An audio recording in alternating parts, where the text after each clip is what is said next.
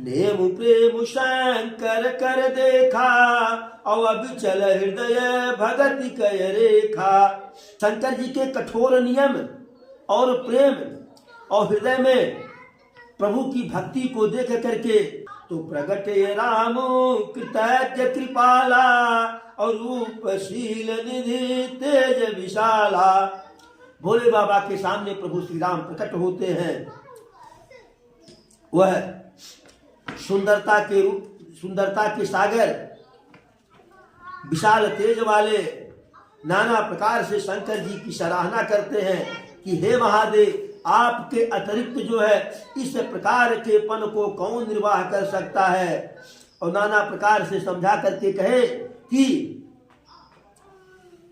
महाराज हिमांचल के यहाँ वही माता सती दूसरे रूप में प्रकट हुई है, दूसरे जन्म में प्रकट हुई है, और उनकी करनी, उनका व्यवहार बहुत ही पवित्र है। सारी कथा को प्रभु जो है शिव जी के सामने सुना दिए और कहते हैं, अब विनती मम सुनहु शिव, जो मो पर निज नेव, जाय बियावहु शैल जही, यह मांगहु मोहि देव।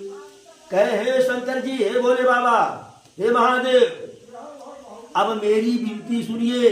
यदि आपका मुझ पर हकीकत में नेह है, प्रेम है, तो जा करके माता पार्वती से विवाह कीजिए और ऐसा वचन हमको दीजिए कि आप विवाह करेंगे। भोले बाबा कहे, हे प्रभु, यद्यपि यह उचित नहीं है, फिर भी आप स्वामी है, आपके वचनों को मेटा नहीं जा सकता है। आपका वचन शिरोधार्य है, नाते हमारा परम कर्तव्य है, जो है परम धर्म है। माता के, पिता के, गुरु के और स्वामी के वचनों को, आज्ञा को बिना विचार किए करना चाहिए जो है, क्योंकि इनका उपदेश जो है हर प्रकार से हितकारी होता है। इसलिए आपकी आज्ञा शिरोधार है जो है। भोले बाबा के ऐसे उत्तर से प्रभु श्री राम संतुष्ट हुए और प्रभु वहां से जाते समय कहे, कह प्रभु हर तुम्हार पन रहू, अब उर राखू जो हम कहू। प्रभु कहे, हे महादेव, आपका प्रण पूरा हो गया और मैं जो कुछ आपसे कहा हूं, जो कुछ आपसे निवेदन किया हूं, अब उसे हृदय में धारण कीजिए। ऐसा कह करके राघवेंद्र सरकार अंतर ध्यान हो जाते हैं और शंकर जी वही प्रभु श्री राम की वही मूर्ति, वही स्वरूप हृदय में धारण कर लिए जो है, और राम नाम का जाप करने लगे। ठीक उसी समय सप्तऋषि शिव जी के पास जाते हैं कि पार्वती पहि जाय तुम्हें, प्रेम परीक्षा लेव, गृह प्रेरी पठयहु भवन, दूर करहु संदेह। हे मुनिगण, आप जाकर के पार्वती के प्रेम की परीक्षा लीजिए। उनकी परीक्षा हमारे प्रति कैसी है, उनकी परीक्षा लेकर के महाराज हिमांचल को प्रेरित करके भेजिएगा पार्वती के पास, जिससे जाकर के वह अपनी कन्या को घर लिवा करके आने जो है। वहां से सप्तऋषि आगे बढ़ते हैं, जाकर के वहां माता पार्वती को देखते हैं। उनका सुंदर स्वरूप गौरवर्ण वह ऐसे देखने में लगती है जैसे कोई कन्या नहीं जो है तपस्या की मूर्ति हो। सप्तऋषि माता पार्वती से कहते हैं, हे पुत्री, आप कौन हो और किस कारण से तपस्या कर रही हो।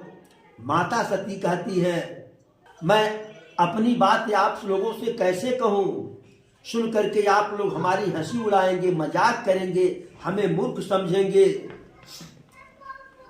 अरे मुनि हठ परान सुनई सिखावा, और चाहत बारी पर भीत उड़ावा।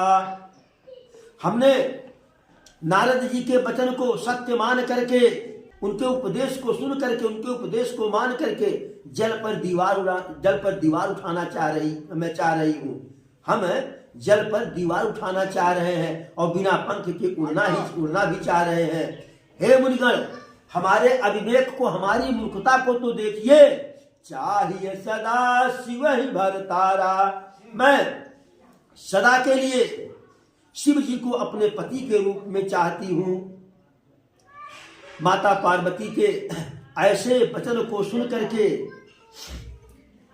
सप्तऋषि कहते हैं कि आपसे ऐसी ही मूर्खता की उम्मीद की जा सकती है। आप पर्वतराज की पुत्री हैं, जड़ की पुत्री, जड़ की बिटिया है, तो जड़ जैसा ही व्यवहार करेंगी। और बताओ भला नारद जी के उपदेश से किसका जो है घर बसा हुआ है कि तुम्हारा घर बसेगा। एक बार देवताओं ने किसी तरह से प्रेरित करके शंकर जी का विवाह माता सती से करवा दिए और शंकर जी अवड़ेर कर करके माता सती के साथ इतना अवड़ेर किए कि माता सती को जाकर के अपने शरीर को अपने पिता के यहाँ यज्ञशाला में त्यागना पड़ा। जो चित्रकेतु के घर को नारद भगवान नष्ट कर दिए थे जो है, और फिर यही हाल हिरण्यकश्यप का भी नारद भगवान किए। तो नारद जी का उपदेश मान करके जो है किसका घर बसा है। जहाँ जिसने भी नारद जी का उपदेश माना उसके जीवन में कष्ट ही कष्ट आया जो है।